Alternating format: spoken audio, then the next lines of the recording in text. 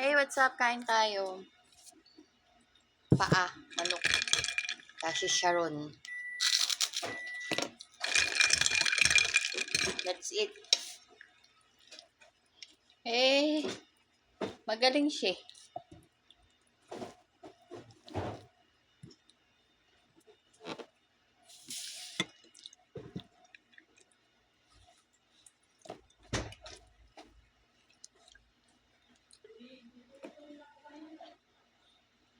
Gusto nila kumain ng pansit. Tapos ay ako peppervisionin nila.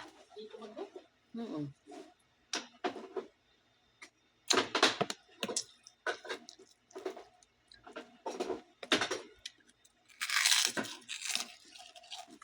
Kainin pa kanila yung salad.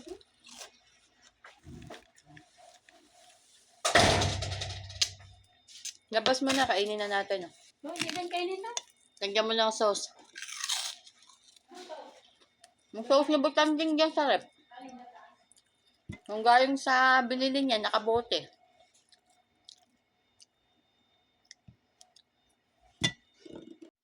Iwas na iwas siya sa akin. Yeah. Yung isa. Pagkakasopla ko kahapon, magsisinungaling pa siya. Kaya nga sabi ni Honey, kasi sinabi mo na operahan. Tapos ngayon, nasa bakasyon, anong ginawa ko? Sinopla ko kahit kaharap yung mga kasama natin. Sinabi ko sa kanya, hayain mo na, ganun sila nung amo ko. Secret nila yun. Kung nasa bakasyon, nasa bakasyon. Eh, then nasa bakasyon, hindi na operahan. Eh, nang gigigil na si Honey. Yung nagpaano ng bulaklak si Butan yun. Sabi niya, palalagyan daw ng bulaklak para daw kay maarte. Ang masabi ni, ano sabi ko? Ay, para pala ka ako to doon sa nagbakasyon. Papadala ka ako, siguro saan ka ako nagbakasyon at doon ka ako papadala. Tapos duman ako sa harapan nila. O bulaklak daw ako, para ka ako doon sa nagbakasyon. Tirahin ko talaga siya kahit nandiyan sila. Magsisinungaling pa siya, eh, rinig ninyo na lahat.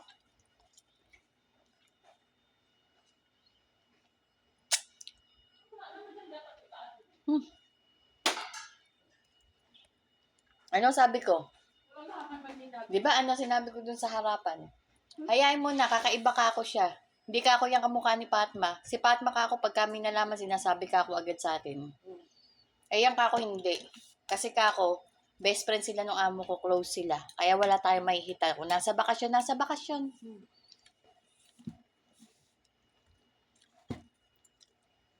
Ano ang problema yung kung malaman kung saan?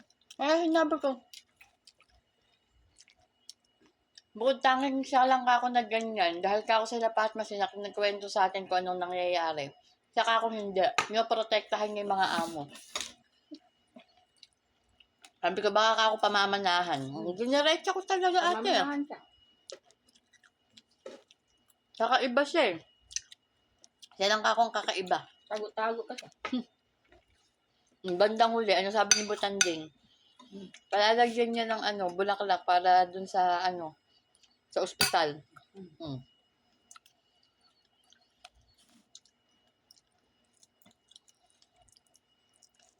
Bakit sila pumunta sa ospital? Sabi ka din. May bantay bukas siya papunta. Mga bata. Bukas? Kasi nga, nasa bakasyon.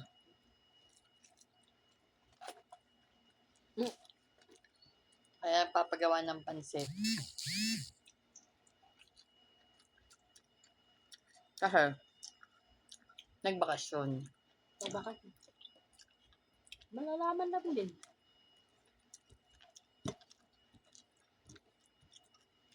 Naka malilihin sa amo ko. Nakabihin at sasabihin niya. Tapos nandun na, nagkaanuhan na. Harapan, itatanggi pa niya. Na nasa bakasyon.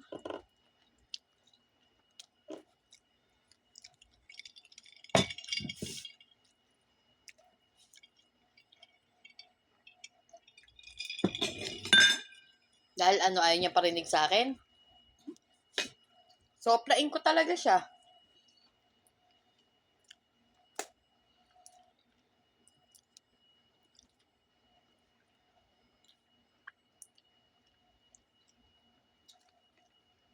Iiwas at iiwas siya sa akin. Pagka hindi siya umiwas sa akin at ako napiko po, sabihin ko sa kanya pinagagagawa nila ni Bakekong.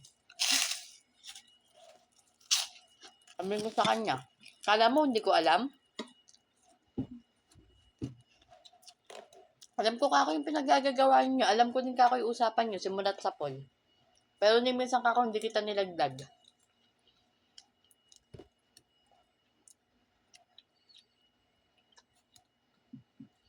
Masyado ka na kasi kakong ano eh.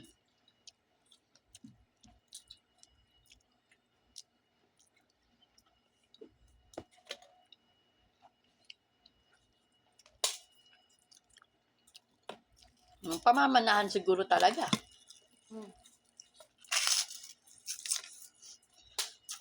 Kasi narinig mo, nakita mo kagabi, nagkakwentuhan sila ni Batanding sa may ano. Ano, yung gamot yata ni Bakikan kasi ginuha nila yung ano dyan. Hmm. Ang ano ng sukatan ng kuan. Kasi hindi nagamot daw ito. Ano na, parang yung pulbol na ano, ginagawa. Antibiotic. Yung bigay. Kala ko may kakaiba. Gamot. Kaya kinuha niya ulit yung baso kanina, yung nilagay ko doon. Doon lang dayon. Kasi sabi ng Batanding doon na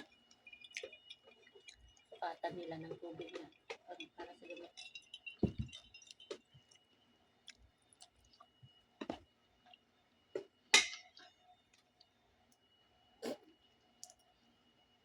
Well, buti pa, naluan natin ng pakpak. No?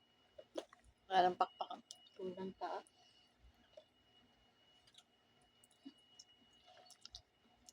Walang pakpak.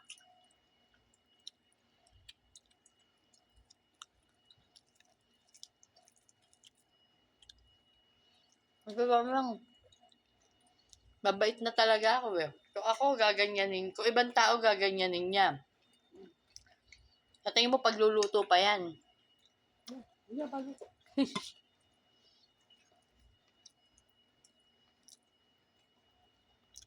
Kung ako, ibang klase talaga ako ba yun? Ako, ewan ko na lang talaga ate. Kung iba yung kasama niya dito.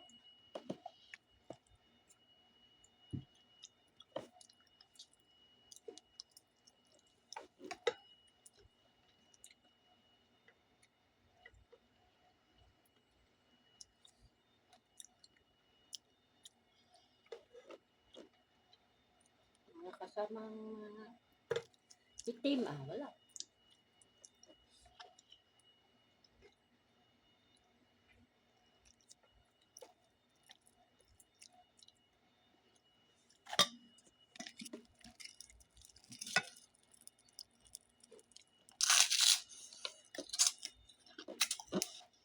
Pit, pit, Sabi na, pit, pit.